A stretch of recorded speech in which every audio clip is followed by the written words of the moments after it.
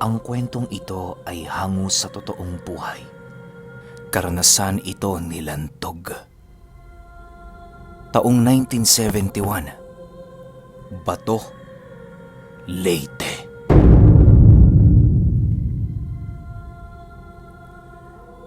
Itong mga panahong ito, kasalukuyang naghahanda itong si Lantog para sa papalapit na Biyernes Santo.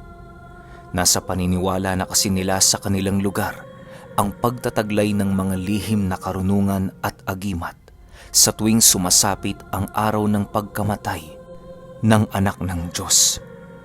Palagi itong ginagawa nila Lantog kasama ang iba pa niyang mga kakilala.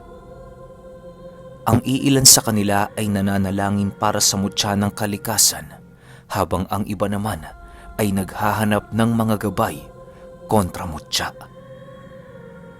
Sa ilang taong ginagawa ito ni Lantog, marami na siyang bagay na nakuha. Subalit, ang karamihan sa mga mutyang kanyang nakukuha, kusang namamatay at umaalis dahil sa hindi niya ito napapakain ng tamang dasal. Ayon kay Lantog, na kapag namatay umano ang isang buhay na mutya, mararamdaman ito ng taong nagtatangan o nakakuha nito. Kapag ang isang malakas na mutya naman ay namatay, kusa itong magiging abo na hindi nalalaman ng taong nangangalaga sa kanya. Sa pagkamatay ng mutya, magkakaroon ng isang karamdaman ang taong nangangalaga sa kanya bilang parusa ng gabay nito. Habang hindi pa sumasapit ang Biyernes Santo, marami nang ginawang konsultasyon itong si Lantog sa ibang albularyo. Nais niya kasing makakuha ng mutya ng gabi, ngunit wala siyang kaide-ideya kung papaano ito kukunin at kung saan parte ng lugar ito magandang hagilapin. Ayon sa iilan niyang napagtanungan, kinakailangan niyang maghanap ng isang lugar na purong gabi ang pananim. Pagmasdan niya palagi ang lugar na yon hanggat hindi pa sumasapit ang Biyernes Santo. Sa pagpatak ng 3:00 ng hapon ng mahal na araw, doon na siya dahan-dahang mag-uumpisa ng kanyang mga dasal habang patuloy na pinakikiramdaman ang buong paligid. Kinakailangan niya ding maging handa dahil sa maraming elemento ang papalibot sa lugar upang makipagpaligsahan sa kanya sa pagkuha ng mutya ng gabi. Sa pagpapatuloy ng paghahanda ni Lantog, kung ano-ano na ang ginagawa niyang pagpopoder para lamang mapaghandaan ang pagpasok ng araw ng Semana Santa. Halos hindi na ito nakakakain ng maayos, gawa ng seryosong-seryoso ito sa kanyang nais gawin. Buong buhay kasi ni Lantog ay pinapangarap niya ang ganoong mutya, gawa ng yon ang pangarap ng kanyang amang hindi nito natupad bago ito tuluyang pumanaw. Isang araw, habang papaalis siya sa kanilang tirahan, biglang merong lumapit sa kanyang isang matanda. Uugod-ugod na ito at halos hindi na nito magawa pang makatayo ng tuwid. Dahil sa pasan-pasang bayong ng matandang yon, kung kaya't nagawa nitong maagaw ang atensyon ni Lantog. "O Manong, papasaan ho kayo? Ba't ho kayo nagbibitbit niyan? Ang tanda-tanda nyo na ho." Wala rin akong pagpipilian, iho. Huwag kang mag-alala. Palagi kong ginagawa ang bagay na ito. Siya nga pala, pwede bang makitira sa bahay mo kahit 1 linggo lang? Tanong ng matanda. Nang marinig ni Lantog ang sinabi nito, para bang nag-aalangan pa siya sa nais ng matanda sa kanya. Una sa lahat, hindi naman niya kasi kilala ang matandang yon at parang bago lamang yon sa kanilang baryo. Sige na naman, iho. Wala kasi akong matutuluyan. Dagdag pa ng matanda. Sige ho, Manong. Wala hong problema. Sumunod ho kayo sa akin. Sagot naman ni Lantog. Dahil sa awa niya sa matanda, kaya na may sinunod na lamang niya ang pakiusap nito kahit hindi niya ito gaanong kakilala. Nang mapasok na nila ang kanyang bahay, agad din naman niyang sinamahan ang matanda sa isang bakanteng kwarto. "Manong, pagpasensyahan niyo na kung maalikabok dyan ha. Mahirap lang din po kasi ako eh." Walang problema yan. Ang importante, meron akong bubong na sinisilungan. Siya nga pala. Ako nga pala si Delpin. Sagot naman ng matanda. Masaya akong makilala kayo, Manong Delpin. Tawagin niyo na lang ho ako sa pangalang Lantog. Yan kasi ang nakasanayang bansag ko dito sa amin eh. Sagot naman niya. Matapos nilang mag-usap, ninais na lamang niyang ipagpaliban ang kanyang lakad. Habang patuloy niyang pinagmamasda ng matanda, napansin niyang meron itong isang suot-suot na medalyon na pamilyar sa kanyang paningin. Makalipas lamang ang ilang minuto, bigla naman itong ikinubli ng matanda habang nagwiwika ng, May tutunguhin ako ngayong Biyernes Santo. Gusto mo bang sumama, iho? "Nako, mukhang hindi ho ata ako makakasama, Manong Delpin. May hinangad ho kasi ako eh. Kailangan ko ho yung kunin." Sagot naman niya rito. Mutya ba ng gabi ang nais mo? Tutulungan kitang makuha yan. Yon ay kung sasamahan mo ako. Prangkang sagot naman ng matanda.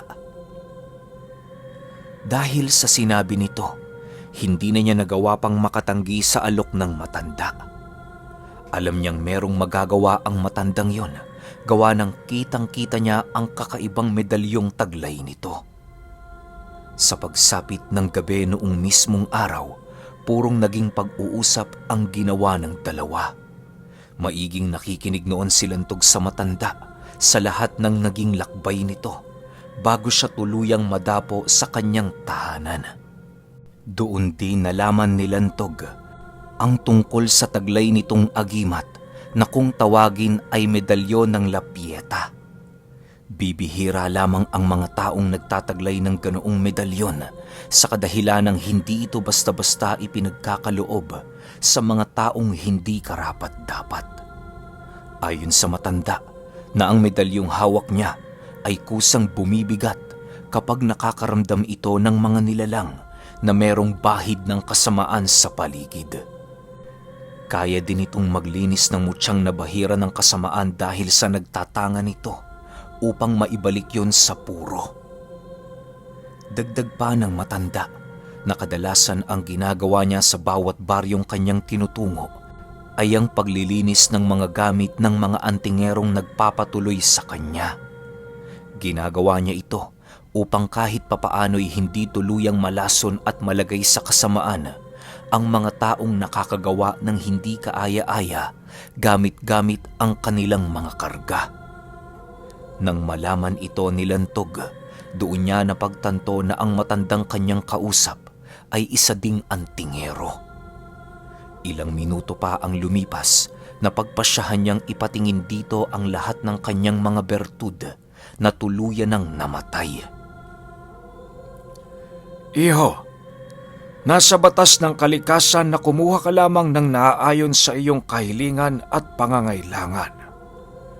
Ang mga agimat ay hindi mga salapi na iniipon. Kapag nakakaramdam ang mga gabay nito na hindi sila pinapahalagahan ng taong nakakuha sa kanila, kusa silang aalis sa poder ng taong yon. Maswerte ka, iho, dahil ikaw ay taong lapitin ng mga ganitong uri ng bagay. Biruin mo, nagawa mong makuha ang lahat ng ito. Wika ng matanda. Kasabay ng pagwika nito ay ang pagbungkal naman ng matanda ng isang ukang naroon sa ilalim ng kanyang kinauupuan. Ginawa niya ang bagay na yon upang ilibing ang lahat ng mutyang patay na hawak-hawak ni Lantog. Matapos nilang mag-usap, Agad din naman niyang sinara ang pinto ng kanyang bahay at bintana. Habang siya ay nagpapahinga, patuloy niya pa ring iniisip ang mutya ng gabi na kanyang kukunin. Ilang oras pa ang lumipas, hindi na napansin ni Lantog na tuluyan na siyang nakatulog. Sa pagsapit ng hating gabi, bigla naman siyang napabalikwas sa kanyang kinahihigaan, gawa ng nakaramdam siya ng labis na lamig na bumabalot sa loob ng kanyang silid. Pagmulat niya ng kanyang mga mata, laking gulat na lamang niya nang mapansin niyang napakaliwanag sa loob ng silid ng matanda. Sa pagsilay niya sa ganoong pangyayari, tila ba hindi na iwasan ni Lantog ang makaramdam ng labis na takot. Dahan-dahan siya noong tumayo upang tunguhin ang matanda sa silid na pinagpapahingahan nito.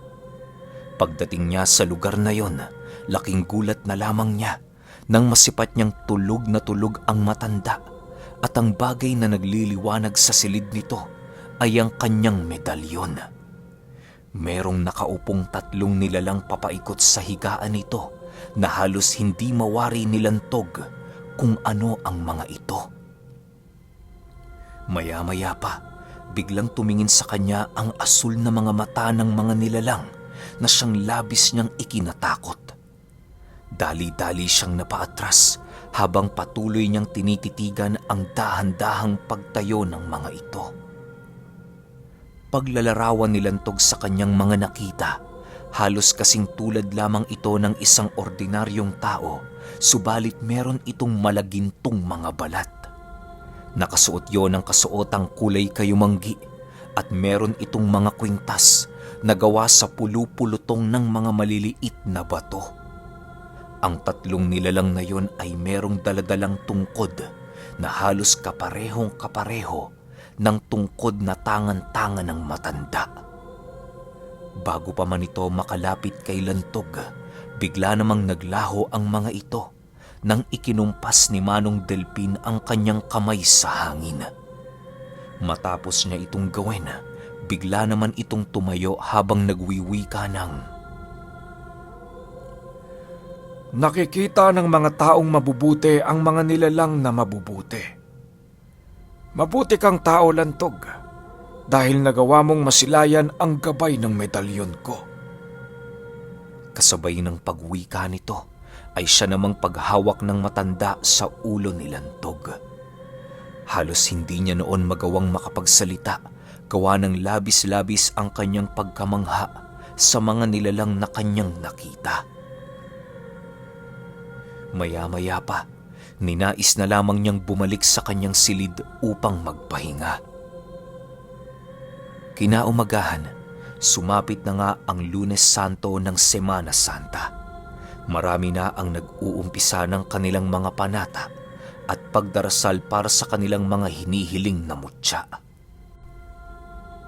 Ang ginawa naman noon nila Lantog ay ang pagdarasal sa loob ng kanyang bahay ng taimtim para sa kanilang mga pansariling hangarin. Ayon sa matanda na napakahalaga ng bagay na yon, gawa ng yon ang magsisilbing susi nila para sila'y pakinggan ng lahat ng gabay ng mga mutyang natutulog sa paligid. Magsisilbi din nilang baluti ang panalangin yon upang hindi sila magawang paglaruan ng mga demonyong sumusubaybay sa pagdaraos ng mahal na araw. Sa pagsapit ng hapon, napagpasyahan nilang dalawa na tumungo ng bundok upang mamanata. Kinakailangan nilang umakyat at manalangin sa bundok sa loob ng ilang araw bago sumapit ang Biyernes Santo. Kinakailangan din nilang makumpleto ang bagay na yon upang magawang marinig ang kanilang panalangin ng Panginoon. Habang binabagtas nila ang daan patungong bundok, mariin namang nagbigay ng babala si Lantog sa panganib na maaaring maidulot ng kanilang pangkat sa bundok na yon. Halos wala kasing nagagawing kababaryo niya doon, gawa ng marami umanong nanananahang nilalang na nakikialam sa gawain ng tao. Ilang beses nang naiulat sa kanila ang pagkawala doon ng mga bata, na halos magpahanggang sa kasalukuyan ay hindi pa nakikita. Huwag kang mag-alala sa mga demonyong nananahan dyan, iho. Mag-alala ka kapag hindi ka nailigtas ng Diyos dahil sa pagkawala ng pananampalataya mo sa Kanya. Kahit na anong demonyo pa mismo ang nakatira dyan, hindi tayo niyan magagawang matinag. Wika ng matanda. Nang marinig ito ni Lantog, ay ninais na lamang niyang lakasan ang kanyang loob sa mga pangyayaring maaaring maganap. Sa pagpasok nila sa paanan ng bundok, ramdam na ramdam kaagad ni Lantog ang mga nilalang na nakikinig at nakatitig sa kanila.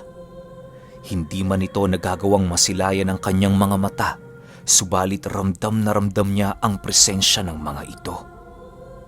Maya-maya pa, dahan-dahan na silang nakakarinig ng mga huning kakaiba sa paligid. Sinasabayan na din yon ng mga pagpapagaspas ng mga dahon ng puno kahit wala namang hangin. Sa pagdating nila sa kalagitnaan ng bundok, meron silang nasipat na 2 kubo na nakatirik sa isang masukal na lugar. Halos hindi yun makita sa paanan, gawa ng napakaraming puno na kumukubli sa kubo. Pagsilay dito ng 2, agad namang bumungad sa kanila ang napakabahong amoy na nanggagaling sa lugar na yon. Habang patuloy itong pinagmamasdan nila Lantog, napansin nila ang paglabas ng isang lalaking nakatitig ng masama sa kanilang 2. Manong Delpin, mukhang hindi yata nagustuhan ng mga taong naninirahan ditong pagpunta natin ha. Nanginginig na wika ni Lantog. Hayaan mo ang mga yan, iho. Wala namang magagawa yan eh. Makikiraan lang tayo dito ng tahimik at payapa. Wika ng matanda. Sa pagpapatuloy ng kanilang paglalakad, napansin ni Lantog na papalapit din sa kanila ang lalaking yon. Naglalakad lamang ito, subalit ang kanyang paningin ay parabang nakasilay sa malayo. Maya-maya pa, bigla naman sila nitong tinawag na nagsasabing,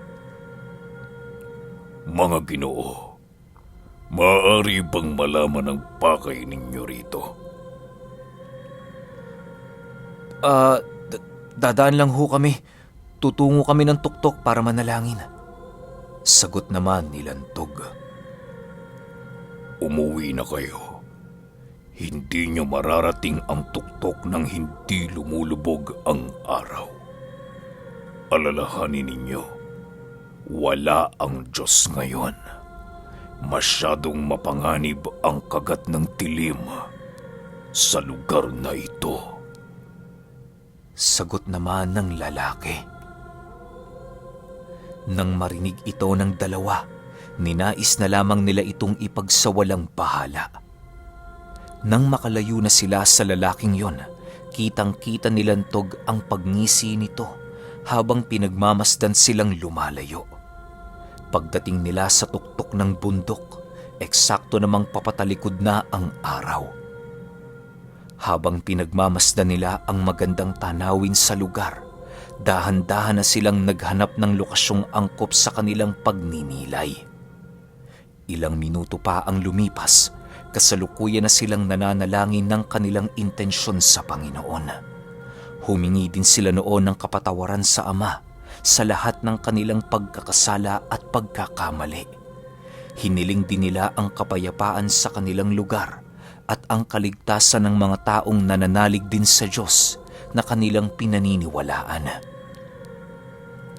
Ilang oras pa ang lumipas, tuluyan na ngang binalot ng kadiliman ang buong paligid.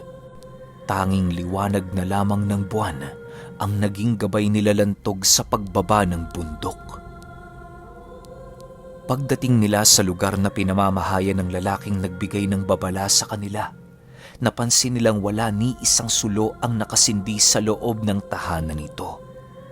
Labis din ang kadiliman sa lugar na yon, gawa ng hindi tumatagos doon ang liwanag ng buwan. Iho, Kahit anong mangyari, huwag kang lumayo sa tabi ko. Ramdam kong may paparating na panganib sa ating pagbaba sa lugar na to. Wika ni Manong Delpin. Matapos nitong magsalita, dahan-dahan naman silang umusad pababa ng bundok.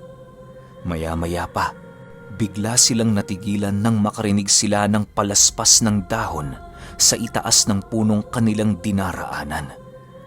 Habang pinakikiramdaman nila ang paligid, bigla naman silang nakarinig ng paghuni ng isang nilalang na tila ba nakikiramdam din sa kanila.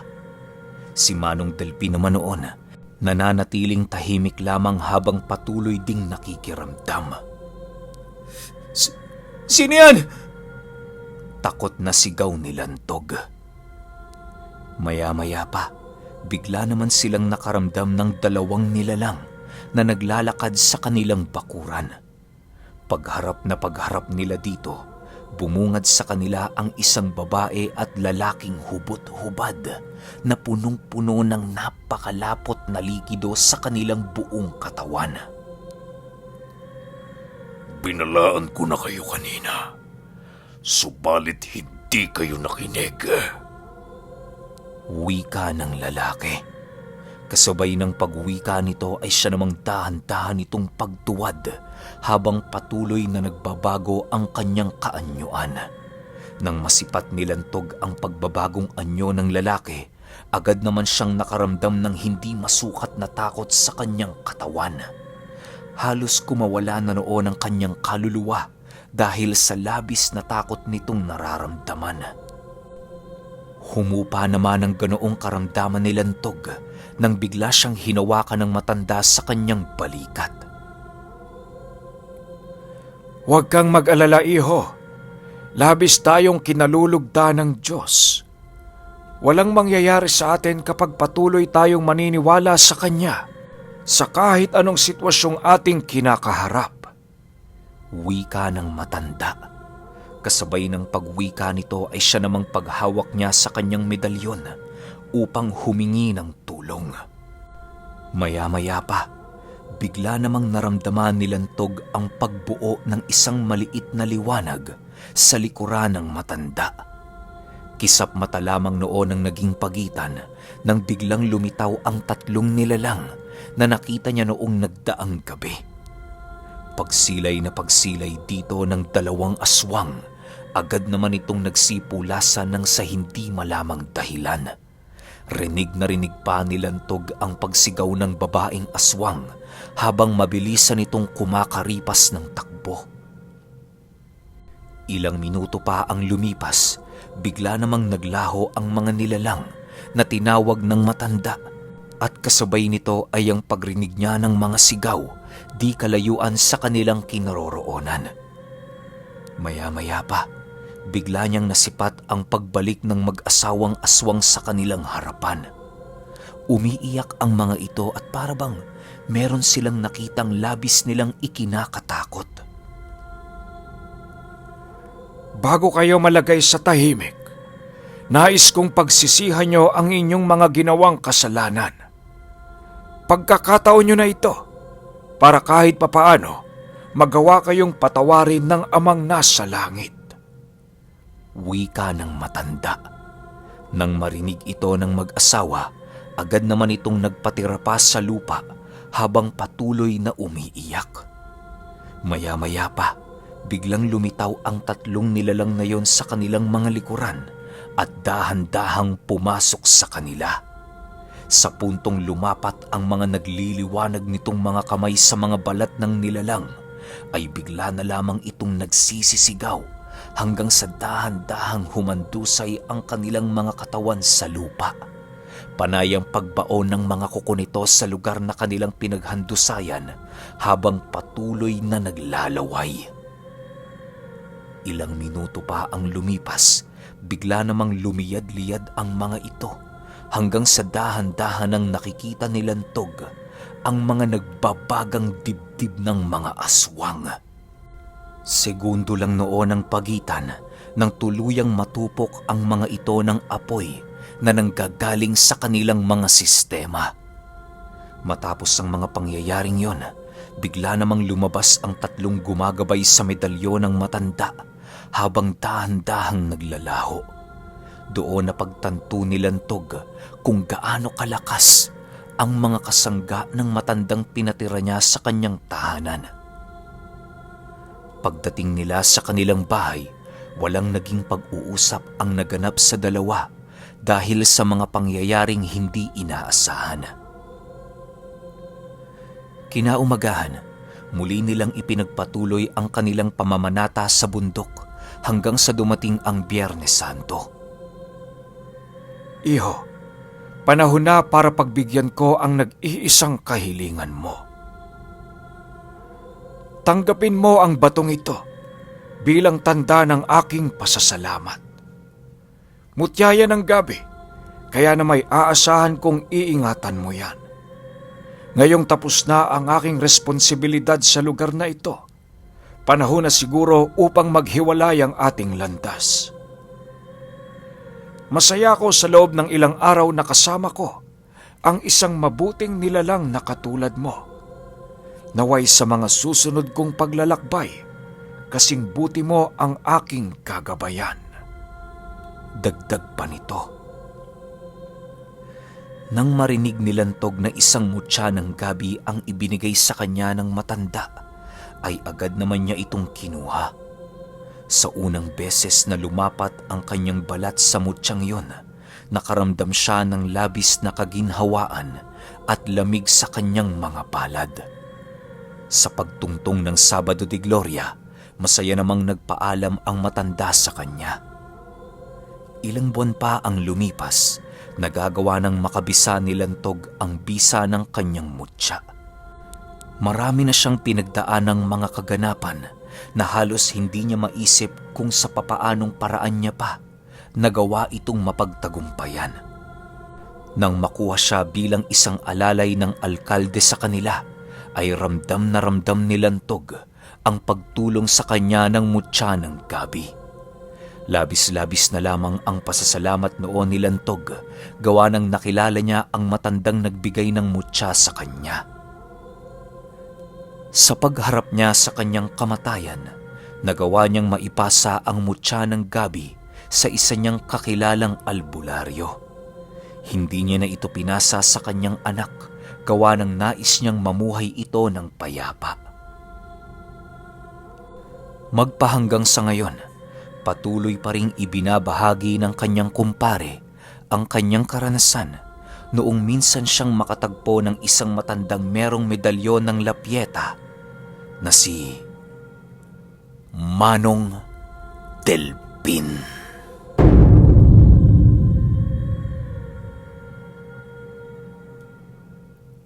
Okay, opinyon ko sa kwento. Sobra akong naaangasan kay Manong Delpin. Sayang lang, di series kasi namatay na yung bida natin eh. Alam niyo yun, isang bagsakang kwento lang to, pero isipin niyo yung medalyon, may 3 gabay na sobrang lakas na hindi naman naipaliwanag kung general ba to ng mga engkanto, anghel. Pero isipin niyo, wala namang ginawa yung matanda. Tas yung 2 aswang umiyak, lumuhod, tapos nasunog. Pero hindi din natin kasi alam, baka ordinaryong aswang lang yon, kaya talagang dinaanan lang ni Manong Delpin. Pero yun nga, sayang, hindi siya series. So, wala na tayong ibang maririnig na kwento tungkol sa kanya. Pero kayo, kung may opinion kayo sa kwentong ito, i-comment nyo lang sa baba. Yun lang. Hanggang sa susunod na kwento. Salamat.